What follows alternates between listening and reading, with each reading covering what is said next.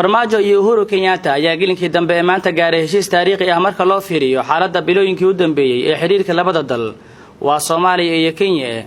Qodobo dhowr ah ayaa lagu heshiiyay Soomaaliyana mar kale ay fagaaraha ka sheegtay in kiiska maxkamadda adduunka hor yaalla ay tahay arrin gaar ah. That we now have direct flights once again from Mogadishu to Nairobi. Assure that the ICJ issue will not affect our bilateral relationship. madaxweynaha Soomaaliya Maxamed Cabdullaahi Farmaajo oo maalmihii u dambeeyay ku sugnaa dalka Kenya ayaa maanta kulan oo heshiis kula gaaray wuxuu la yeeshay dhigiisa dalkaasi Uhuru Kenyatta. kulanka labada dhinac kadib ayay madaxdu waxay qabteen shirka jaraa'id ee heshiiska lagu shaaciyay. Uhuru Kenyatta oo ku hormaray hadalka ayaa mahadcelin iyo soo dhaweyn wafdiga madaxweynaha Soomaaliya kadib wuxuu sheegay in ay ka wada hadleen xiriirka labada dal wuxuuna yiri Uhuru, We have come to an understanding that there can be no greater relationship that between than that waxaan isugu imaanay inaan fahanno inaysan jirin xiriir ka wanaagsan midka deriska dhexmara. Unfortunately, over the last couple of months, we have had certain issues that have strained our relationship. nasiib xumo bilihii la soo dhaafay waxaa jiray xaalado mugdigeliyay xiriirkeena balse maanta waxaan ku heshiinay walaalkay inaan caadi ku celino xiriirkeena. labada madaxweyne ee Soomaaliya iyo Kenya oo isgarab taagnaa ayaa kan Kenya wuxuu adeegsaday luqadda ugu jilcan ee dhanka diblomaasiyadda xiriirka labada dawladood sida la rumaysan yahay wuxuuna Kenyatta soo qaaday qaar ka mid ah qodobada uu sida gaarka ah madaxweyne Farmaajo heshiiska ula galay. Our brothers and sisters from Somalia will be able to obtain their visas at the airport when they arrive. ragga iyo dumarka walaalaheena ee Soomaaliya ka imaanaya waxay awoodi doonaan in ay fiisaha madalgalka Kenya ka helaan garoonka diyaaradaha. waxaan rabnaa inaan dhiirigelino isu socodka iyo ganacsiga taasi ayaana muhiim inoo ah. caqabado kale uma rabno iskaashigaasi.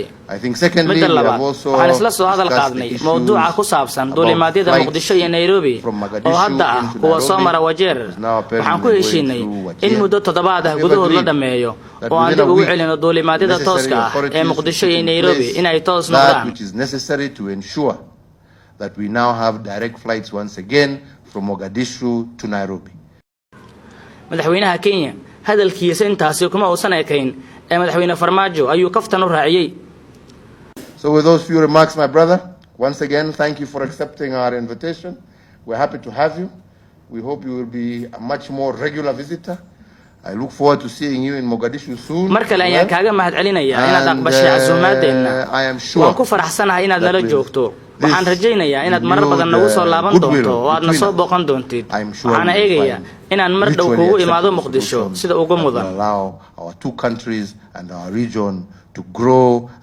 Kenyatta intaas oo dhan waxa uu ku sheegay inuu ku hanweyn yahay in labada dal xal isu helaan oo ay ka wada shaqeeyaan wanaagga. wuxuuna soo dhaweeyay madaxweyne Farmaajo si uu hadalkiisa u jeediyo. Thank you. Good evening. Thank you, my brother, for your warm welcome and hospitality according to me and my delegation. I always enjoy to be here.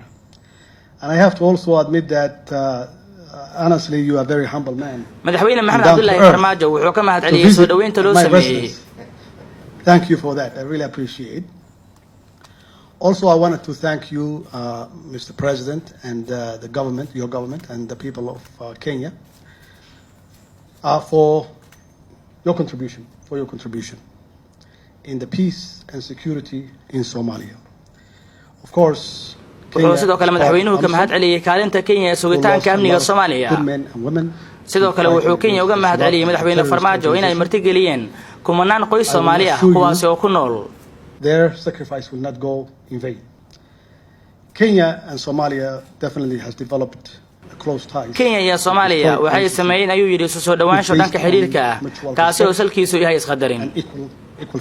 sida aad sheegtay waxaan ka doodnay ayuu yiri arrimo dhowr ah oo ay ka mid yihiin inaan dib u soo celinno duulimaadyada Muqdisho iyo Nairobi iyo inaan joojinno in la soo marsiiyo Wajeer.